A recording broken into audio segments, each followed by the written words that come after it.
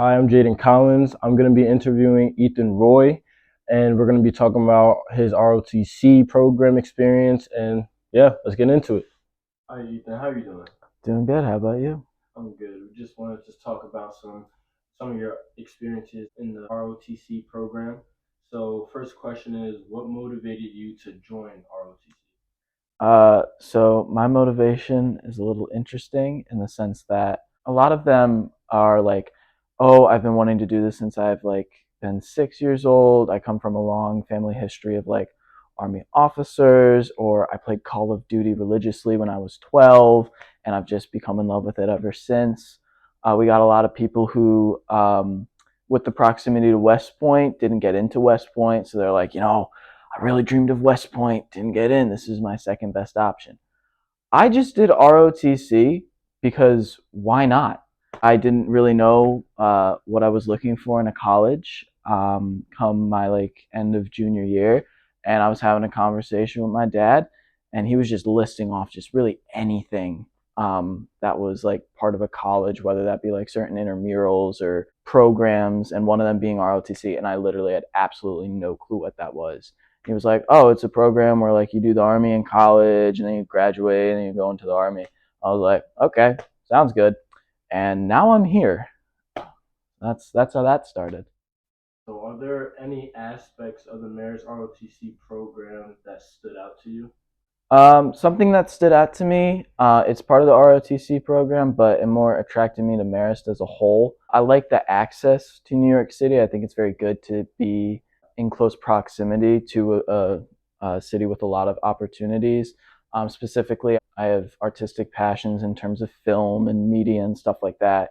And with a lot of big name studios down there, I was like, oh, that's interesting. And for those of you who don't know, Marist cadets, part of the ROTC program here, you actually do it through Fordham down in the Bronx. So it was just another way where right now, once a week, soon to be twice a week, I get to go down to the city, but don't actually go to college there or live there because I can't do 24/7 in a city. So it's that perfect balance of I get to enjoy being in New York City every now and again, but I'm not stuck there. And can you tell me about some of the values that you think are the most important in the ROTC program?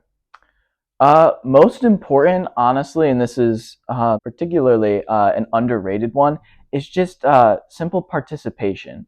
We see a lot of cadets, the ones who do a really good job are ones that just show up to things, and not just stuff you're required to do, but we have all these events where, we bring in generals that are talking about, what they do and what got them involved and why they're still in the Army after 25 years.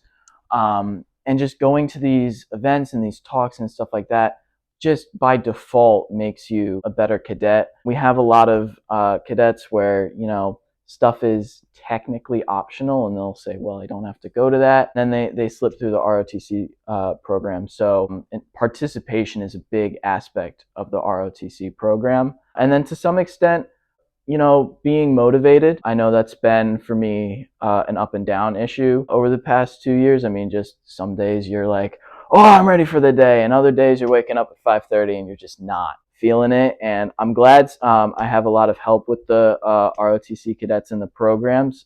Some of them especially are very motivating, and it's just having at least some sort of drive to be like, you know what, I'm getting up early in the morning. It's going to be a good day. I have good friends in this program, and it's worth getting up for. Can you tell us about an ROTC experience you've had that left a lasting impression on you? So there are so many I can name that I remember. I mean, some of the stuff you get in ROTC, just the amount of both funny and entertaining stories I can tell people are slowly becoming endless as the months go on. One that comes to mind, so we do these things called FTXs. They're called field training exercises. That's what it stands for. You do one each semester, and it could range from a 2-day, 1 night, or 3-day, 2 night stay in the woods. We've been to Camp Smith, which is a National Guard base here in New York, and we've also been to West Point. So you go out typically on a weekend, and it's very nice, get to be out in the woods, off your phone, away from Marist. So that's all good. And for one of these FTXs, the spring one is more of a tactical one, which is a fun one. You get an M4, you get blanks to fire. You actually feel like you're doing like some army level stuff, right? You get attacked. Sometimes in the middle of the night, you can get woken up by fire. That's interesting. I have not had that experience yet. But what you do in the Spring FTX is you run lanes and you attack the enemy. The enemy is the seniors. So one of these lanes we had, it was the first sunny, it was our fourth lane. It was the first one that was actually sunny because the first day and a half of this combat FTX was pouring rain. Absolutely like just miserable conditions. For a while of it, I'm a freshman. So normally what you do is what's called pull security, which is just, make sure no enemy comes up and kills all of you while you're planning to kill them. And I'm in a prone position laying on the ground as rain is on me. I mean, my pants were leggings when I stood up. I had essentially a Superman suit on. So it was great. We finally had sunny weather, 70-degree temperatures. My team was feeling motivated. We were ready to sneak up on the enemy. And I just remember that, no one was like, we're sneaking up at the enemy, so no one's going to be like, go get them, boys. Like, no one's going to say that. But you could all feel that the team was both a cohesive team, which was nice, and just motivated. So just getting fired up was a great experience.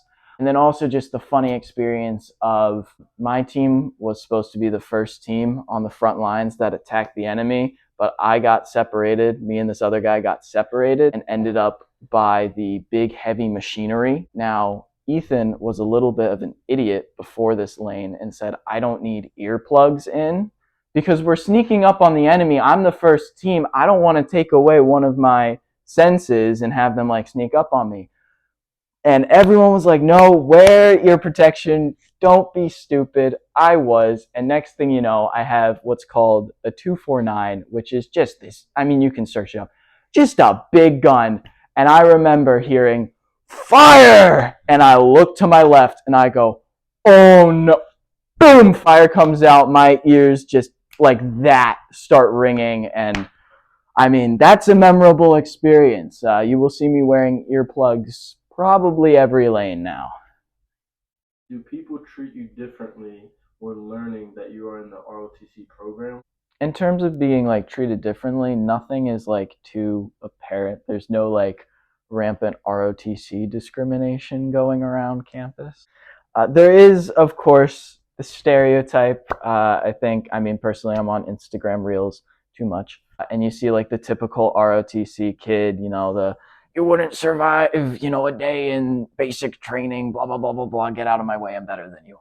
We're not like that. Yeah, really. The stereotype, of course, like any stereotype, it's not that true. If you were like to join or even just, come in a couple of days, see the ROTC cadets, I think you would be surprised how we are literally just normal college students and we're just doing this extra thing. In terms of good, definitely like sometimes you get praise, mostly from more adults than students, especially those of like prior military service. I know doing the ROTC program, one of the biggest motivations actually was my grandfather, who was a former Marine, and he was very proud of the fact I was doing ROTC and, choosing to eventually, graduate college, still get my education, and then go on and serve the country. So you definitely got those, you got the stereotypes, but you also got people who respect you and realize, what you're going out and subscribing yourself to do. Ethan, how does being in ROTC set up your future plans and goals? So one of the biggest things about ROTC for me personally is a job and a job after college. So a lot of my passions, as I previously hinted on, is like in film, making movies, and a lot of artsy stuff. Now, unfortunately, that stuff doesn't tend to make you a lot of money. And then additionally, like going back to why I joined ROTC, was just a little bit confused on where I want to set my life or what I want to, do post college. So one of the best things about ROTC is, you're kind of forced into a job when you graduate. There's no anxiety over, what will my job be? Like they'll tell you what your job's going to be. So I'm definitely, that's a big motivator and something that dictates my future a lot. Right now I'm in the status of being close to contract, which is basically the main goal for ROTC. The contract is literally the Army contract where you're signing, I am now part of the Army and I will officially, when I graduate, join. That's a big part. And signing that contract, the deal you essentially make is I'm doing 4 years of college and I'll do minimum 4 years of service. Some of them are 8. I think mine will likely be 8. So that definitely dictates my future for 8 years. But yeah, that and then the job, that it sets my life up right after college, and I don't really necessarily have to worry directly after college what I'm going to do with my life and be too concerned about that. So, Ethan, last question. What would you say to someone interested in joining the ROTC program? Join. I would say join. The word I like to use, and I've done this a lot with recruiting events that we do, is the ROTC program is rewarding. I'm not gonna lie to you. I'm not gonna sugarcoat you. We wake up early in the morning, a few days a week. We every Friday, Charlie Company, that's the company here in Marist, goes down to the city early in the morning, and that takes up essentially your whole Friday. And then you also have those field training exercises and other events that you do. And you also have what's called advanced camp. It's about a month before your senior year. So is it a commitment? Yes. However, from my experience, it is incredibly rewarding. The stories you get from it, the experience you get from it, friends that you get from it. We don't typically talk about this as often. I try to bring it up, but going into college as a freshman, I know a lot of people, especially if you're, not from the typical tri-state area here, you're just kind of thrown into it and you don't have the friends you were, growing up with. Well, being in the ROTC program was essentially like, welcome to college. Here's, people who are going to be your friends for the next 4 years. So it gives you that nice, base to start off with and have a good foundation to start college off with. And then, yeah, just to reiterate, it's incredibly rewarding, and I do not regret joining the program here.